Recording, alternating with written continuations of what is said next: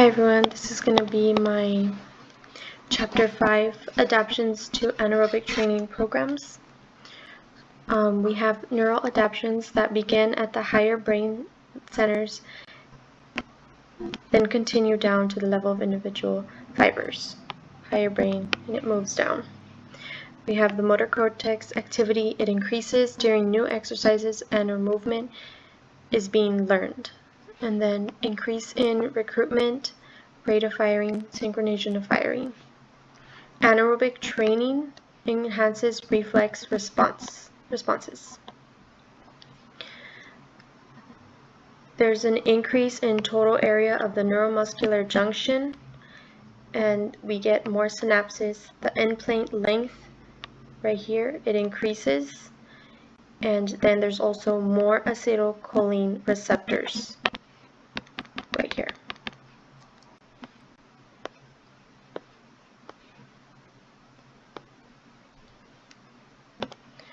Skeletal muscle adapts to anaerobic training. There's muscle hypertrophy, which is an increase in cross-sectional area of existing fibers. We have hyperplasia, is an increase in the number of fibers, and this is via longitudinal fiber splitting. Type 2 fibers have a greater increase in size than type 1 during training. Sprinting enhances the release of calcium. Resistance training increases the angle of pronation. The MES threshold stimulus is the formation of new bone. The trabecular bone responds more rapidly to stimuli than cortical. And then we have components of mechanical load that stimulate bone growth. There's intensity, speed, direction of forces, and number of repetitions.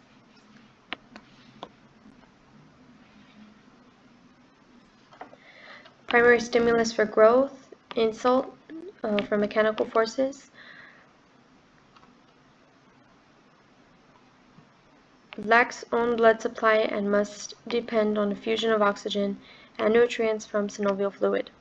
Joint mobility is linked to joint health, so joints lack their own blood supply.